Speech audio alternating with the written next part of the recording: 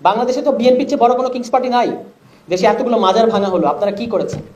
আওয়ামী লীগের লোকেদের বক্তব্য, দিল্লির বক্তব্য, বিএনপির বক্তব্য এক হয়ে যাচ্ছে। আমরা দেখতে পাচ্ছি যে বিএনপি বাংলাদেশে সংস্কার কার্যক্রমগুলোকে প্রত্যেকটা পদে পদে তারা বাধা দিচ্ছে, প্রত্যেকটা পদে পদে। তারা রাষ্ট্রপতিকে অপসারণ করতে দেয় নাই সকল সাংবিধানিক ধারাবাহিকতার নাম দিয়ে। এখন আমাদেরকে যদি আমরা তো কিছুটা পড়াশোনা করেছি, আমাদের সামনে তো ফরহাদ মজার ছিলেন, তার লেখাপত্র তো আমাদের সামনে ছিল, আমরা তো পড়েছি যে এই সাংবিধানিক ধারাবাহিকতা কি বস্তু। তো রাষ্ট্রপতি অপসারণ তারা করতে দিল না। ছাত্ররা বললো যে জুলাই ঘোষণাপত্র দিতে হবে। আপনি এত বড় একটা অভ্যুত্থান করেছেন, এইটার একটা লিখিত ডকুমেন্ট দরকার আমাদের, এইটা তার ছাত্ররা বলেছে। বিএনপি এটার বিরুদ্ধে দাঁড়ালো। বিএনপি বলতেছে সংস্কার করতে হবে না, নির্বাচন দেয়, নির্বাচনী সংস্কার, নির্বাচন করলেই নাকি সংস্কার হবে। তা এখন আমি একটু কনফিউজ যে বিএনপির ল্যাঙ্গুয়েজ এবং গতকালকে বিএনপির মহাসচিব বর্ষিয়ান রাজনীতিবিদ, আমরা তাকে শ্রদ্ধা করি, মির্জা ফখরুল ইসলাম আলমগীর, তিনি বললেন যে নিরপেক্ষ সরকারের অধীনে নির্বাচন হতে হবে। এখন একটু চিন্তা করে দেখেন এই কথাগুলো। আওয়ামী লীগের লোকেদের বক্তব্য, দিল্লির বক্তব্য, বিএনপির বক্তব্য এক হয়ে যাচ্ছে কেন? যে দিল্লি 6 মাস আগেও বাংলাদেশে নির্বাচন চায় নাই, তারা এখন বাংলাদেশের নির্বাচনের জন্য এত উতলা হয়ে উঠেছে কেন?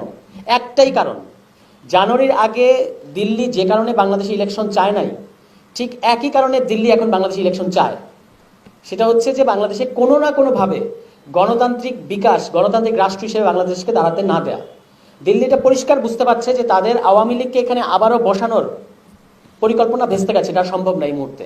তাহলে তাদেরকে প্ল্যান বি নিয়ে কাজ করতে হচ্ছে তাদের। আমি এটা বিএনপির নেতাকর্মীদের প্রতি অনুরোধ করতে চাই, আমি জানি যে আপনারা গত 16 বছর অসম্ভব রকমের নির্যাতনের মধ্যে দিয়ে ছিলেন, এবং আপনাদের দলীয় নেতাকর্মীদের সাথে যে অন্যায়, যে জুলুম গত 16 বছর ধরে হয়েছে, সেটার বিচার সবার আগে চাওয়া উচিত। সেটার জন্য রাষ্ট্র সংস্কার করা উচিত, কিন্তু বা রাষ্ট্র পুনর্গঠন করা উচিত। কিন্তু নির্বাচনের এই দাবিটা যে বিএনপি কত বড় ফাঁদে পা দিচ্ছে, মানে বিএনপির, আমি নেতাদের কথা বলছি আর কি, এটা হয়তো তারা এখনো বুঝতে পারছে না। দিল্লির একটা জিনিস কিন্তু পরিষ্কার মনে রাখতে হবে যে দিল্লি এখানে বারবার আওয়ামী লীগকে ক্ষমতায় রাখতে চেয়ে শেষ পর্যন্ত রাখতে পারে নাই। ফলে বিএনপি সহ যারাই বাংলাদেশের রাজনৈতিকভাবে মানে ক্ষমতায় আসতে চায়, তাদেরকে জনগণের উপর ভর করতে হবে, অন্য কারোর উপর না। যদি আপনি অন্য কোনো পরাশক্তির উপর ভর করেন, আপনার আওয়ামী লীগের মতো পরিণতি হতে পারে। আওয়ামী লীগকে সরাতে এখানে 15 বছর লেগেছে, আপনাকে হয়তো এতদিন লাগবে না। এবং অভ্যুত্থানের মধ্য দিয়ে যার পতন ঘটবে, তার কিন্তু রাজনীতিতে ফিরে আসা কঠিন হবে। জানুয়ারির আগের থেকে আমরা বলতেছিলাম যে গণ অভ্যুত্থান করতে হবে। ফরহাদ মজার বলেছেন, আপনারা তাকে আওয়ামী লীগের বানিয়ে দিচ্ছেন, বলছেন যে উনি আওয়ামী লীগের দোসর। আমরা নির্বাচন চাচ্ছি, উনি গণ অভ্যুত্থান চাচ্ছেন, উনি আওয়ামী লীগকে ফেভার করতে চাচ্ছেন, এই কথাটা আপনারা বলেছেন।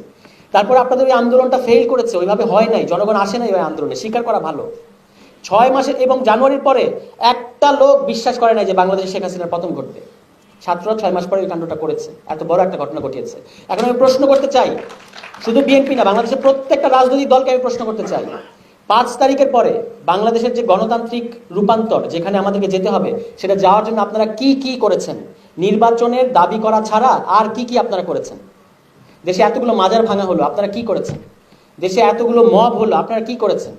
আপনাদের তো পুরো দেশের সাংগঠনিক কাঠামো আছে, এইটাকে আপনারা জনগণকে প্রোটেক্ট করার কাজে কিভাবে ব্যবহার করছেন আমাদেরকে বলেন, আমরা দেখি নাই। উল্টো আপনারা যেটা করেছেন, ছাত্ররা একটা নতুন রাজনৈতিক দল নিয়ে আসতে চাচ্ছে, এটাকে হওয়ার আগেই আপনারা কিংস পার্টি, আমাদেরকে কিংস পার্টি শেখাবেন? তাহলে কি আমরা এখন ইতিহাস খুলে বসবো? বাংলাদেশে তো বিএনপির চেয়ে বড় কোনো কিংস পার্টি নাই। বিএনপি তো সরকারে থাকা অবস্থায় গঠিত একটা দল, কিন্তু তাতে অসুবিধা নাই, কারণ বিএনপি 2 বার গণরায়ে সরকার হয়েছে, জনগণ তার পক্ষে ছিল। তাহলে আপনারা আমাদেরকে সেই সুযোগ দেন, আমাদেরকে আসতে দেন। বিএনপির 40 বছর পরে আমরা জানি যে এটা গণতন্ত্র, মানে জনগণের একটা শক্তি। ছাত্ররা একটা দল করেই নাই, তার আগে আপনারা কিংস পার্টি বলা শুরু করেছেন কেন? ছাত্ররা একটা দল হয়ে আসলে আপনাদের অসুবিধাটা কোথায়?